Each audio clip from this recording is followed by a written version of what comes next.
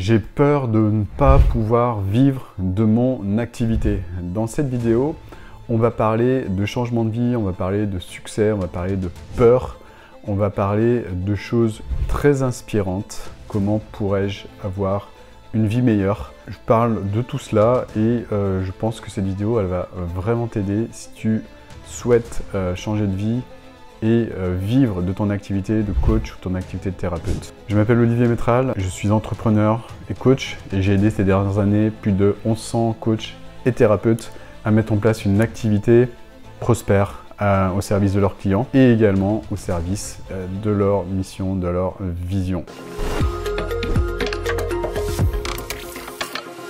Alors, pour toutes les personnes qui ont peur de ne pas parvenir à vivre de leur activité, donc cette vidéo est faite pour eux, évidemment. Alors, moi, j'ai été également touché par cela quand j'ai commencé, quand j'ai voulu me lancer en tant que coach.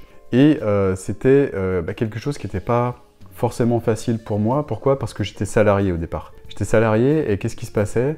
Eh bien, j'avais énormément envie de changer d'activité. J'avais envie de m'épanouir, j'avais envie d'écouter mon âme qui me disait contribue, changer le monde, contribue à aider d'autres personnes à évoluer également, comme toi tu as pu évoluer par le coaching, en les aidant à grandir, en les aidant à croître. Et j'étais inspiré à l'époque par des personnes qui se lançaient, par des personnes qui commençaient à se montrer en vidéo. Et moi, ce qui se passait, c'est que j'étais salarié, je regardais ces personnes de très loin et je me disais, un jour, peut-être, je serai à leur place, un jour, peut-être, moi aussi, je ferai des vidéos YouTube. Et ce qui se passait, c'est qu'une partie de moi avait vraiment plus qu'envie de le faire et une autre partie de moi était terrorisée à l'idée de le faire. Et cette peur, c'était de ne pas parvenir à vivre de mon activité. Je m'explique. À l'époque, quand je commençais à avoir ce type de pensée, j'avais dépassé les 35 ans et je me disais comment ça va se passer pour moi si j'arrête ce travail qui me nourrit, qui me permet de vivre tout simplement. Qu'est-ce qui va se passer si je quitte ce cocon pour aller vers l'inconnu? Et c'était ça qui me faisait peur en fait. J'étais attiré par l'inconnu, j'étais attiré par le fait de vouloir faire quelque chose qui était vraiment aligné avec avec moi, avec mon cœur, avec mon âme. Et à côté de ça, j'étais terrorisé parce que, à cause de l'inconnu évidemment. Donc c'est une peur humaine qui est tout à fait normale. Mais moi je ne m'en rendais pas forcément compte que c'était normal. Je me disais mais est-ce que c'est normal justement de flipper comme ça et d'être dans l'inaction dans laquelle je me trouvais à l'époque? Et ce qui n'arrangeait rien à l'histoire, c'est que tout mon entourage me disait « Non mais Olive, mais fais pas ça, en fait, là t'as un job, t'es bien payé, t'as des bonnes conditions et tu te rapproches dangereusement des 40 ans et sache qu'après 40 ans, eh bien, ça va être très dur pour toi, justement, de trouver un travail parce que le marché de l'emploi est blablabla, blablabla, blablabla. On me sortait des chiffres, on me sortait des théories, on me sortait des choses, tout un tas de choses qui me faisaient flipper, en fait. Et tout ce discours contribuait à me laisser dans l'attentisme, me laisser dans l'immobilisme le plus total. C'est-à-dire que jusqu'à mes 40 ans, j'étais dans ce petit train-train dans mon boulot qui me plaisait pas finalement parce que j'étais pas forcément aligné avec ce que je faisais. Je passe le contexte, mais c'était un contexte qui n'était pas forcément facile. J'étais dans une entité professionnelle dans laquelle on avait une réorganisation, un plan social et en tant que responsable informatique à l'époque, je récupérais tout le travail, en gros, des personnes qui partaient dans ce plan social. Donc c'était pas forcément évident et j'avais aucune perspective d'évolution positive dans cette société. Donc petit à petit, je me suis dit, ok, maintenant il va falloir commencer à penser à avoir quelque chose de plus épanouissant parce que ces conditions étaient désastreuses à l'époque. Pourquoi? Parce que j'étais à la limite du burn-out. Je récupérais encore une fois énormément de travail, toutes les personnes qui partaient, chaque semaine qui passait et plus j'accumulais et plus je me disais j'ai envie de partir et plus je disais j'ai envie de partir et plus la peur arrivait à moi en me disant en fait non, c'est trop compliqué, ça risque d'être trop dur de vouloir faire vraiment ce que je veux, c'est-à-dire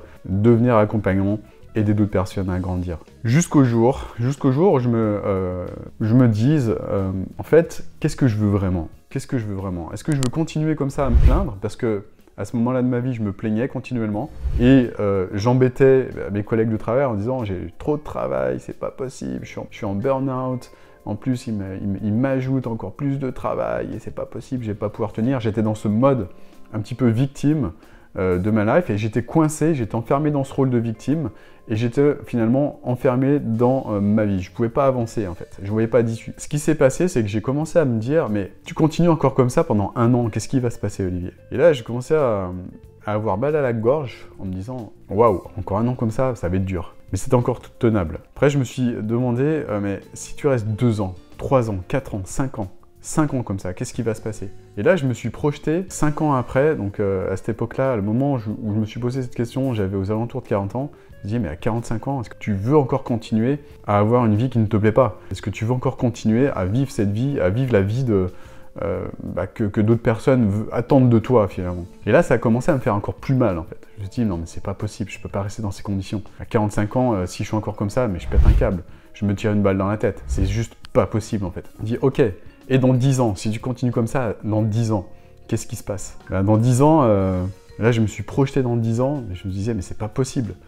À cette époque-là, dans 10 ans, 50 ans. À 50 ans, mais tu peux pas imaginer qu'à 50 ans, tu puisses encore être dans ces conditions-là et vivre la vie, cette vie-là, en fait. C'est complètement impossible. Ok, à 60 ans, en fait. Imagine, à 60 ans, tu es encore dans ce délire, en fait. Et là, il te reste encore des années parce que l'âge de la retraite a été repoussé et sera sans doute repoussé jusqu'à 65, 70 ans. Qu'est-ce qui va se passer si entre 65 et 70 ans, tu es encore dans ce mode-là, quoi? Qu'est-ce qui se passe? Et là, j'ai pété un câble. Je me suis dit, non, mais c'est pas possible. C'est pas possible. Je peux pas rester dans ces conditions-là. Et là, je suis allé encore plus loin. Je me suis dit, au dernier jour de ta vie, imagine Olivier, au dernier jour de ta vie. Donc, tu es sur ton lit de mort. Tu penses à ce que tu as vécu en rétrospective. Pense à ta vie. Et comment tu te sentirais, en fait, si ta vie se limitait à rester dans cette situation, ne pas bouger, rester dans la peur, rester dans la flip, rester dans cette situation merdique où tu te sens bloqué, tu te sens submergé par tes émotions, tu te sens submergé par tes peurs et jamais, au grand jamais, tu n'auras tenté la moindre chose pour aller en direction de tes rêves. Et là, j'ai juste pété un câble en fait. En pensant à ça, je me suis dit non mais c'est pas possible en fait. C'est pas possible que je passe à côté de ma vie. C'est pas possible qu'au dernier jour de ma vie, j'ai des regrets en fait. C'est pas possible qu'au dernier jour de ma vie, je me dise j'ai vécu la vie d'un autre, j'ai vécu dans la peur, j'ai vécu dans la flip et finalement, j'ai pas tout donné pour aller vivre mes rêves, j'ai pas tout donné pour aller me réaliser et faire que mon âme attendait de moi plutôt que faire ce que les autres, ce que la société attendait de moi. Et là, ça a été une révélation pour moi en fait de faire cet exercice. Pourquoi?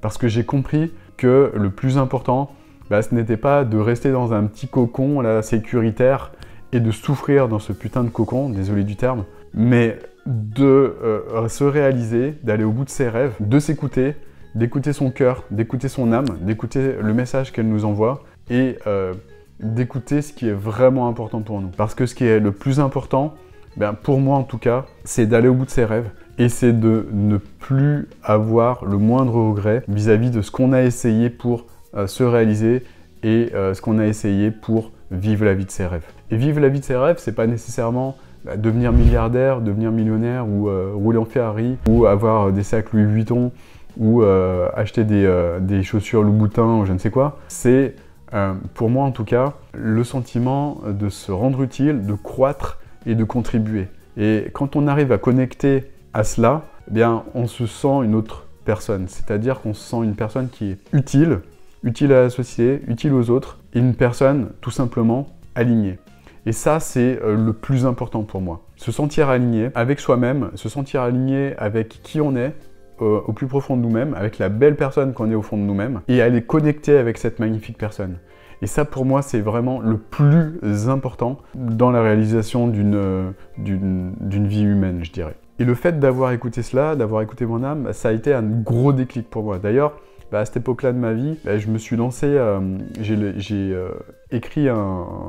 lancé un blog, que j'ai appelé Au bout de mes rêves. Et c'est toujours d'ailleurs le nom de domaine que j'utilise, Au bout de mes rêves, au bout de mes rêves.fr. Pour moi, la signification de cela, elle vient de là, de cette histoire que je viens de vous raconter en fait. La personne qui va au bout de ses rêves, elle commence à apprécier le chemin. Pourquoi? Parce qu'elle a du sens, elle est plus dans la peur, elle a une vision, elle a une mission, et le fait d'avoir une mission beaucoup plus grande qu'elle, en fait, une vision qui nous dépasse, quand je fais ça, c'est quelque chose qui nous dépasse, eh bien, l'énergie n'est plus du tout la même.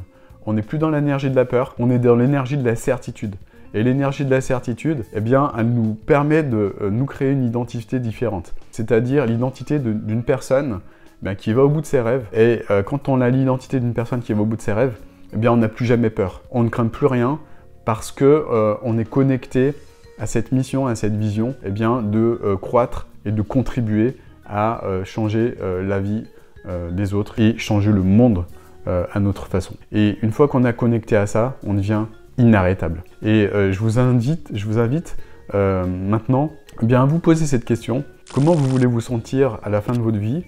Et qu'est-ce que vous voulez avoir atteint et réalisé en fin de vie, tout simplement? Je vous invite à noter dans les commentaires, en tout cas pour les personnes qui auront le courage de le faire. Je sais que c'est pas forcément simple d'écrire des commentaires comme ça, mais je vous invite, s'il vous plaît, à écrire dans les commentaires de cette vidéo qu'est-ce qui est le plus important pour vous et de quoi est-ce que vous voulez vous sentir fier au dernier jour de votre vie. Je vous invite à prendre 10, 15, 20, 30 minutes, 1 heure à réfléchir à cela, arrêtez cette vidéo et puis notez en commentaire ce qu'il est venu, ce qui est parvenu, et il y a de grandes chances que eh bien, ce qui vous est parvenu provienne de quelque chose de plus grand que vous, provienne de ce que veut réellement votre âme. Je vous invite à le faire, à faire une petite méditation avant et de laisser venir les choses, tout simplement. Voilà, j'espère que cette vidéo vous a apporté de la valeur. Si c'est le cas, mettez un grand like et puis n'hésitez pas à noter en commentaire eh bien, ce qui est arrivé, ce qui est venu de ces réflexions. Et puis je vous invite également à vous abonner à cette chaîne pour ne rien manquer des vidéos que j'ai prévu de sortir prochainement. Magnifique journée à tous, à très bientôt pour une nouvelle vidéo. Ciao, ciao.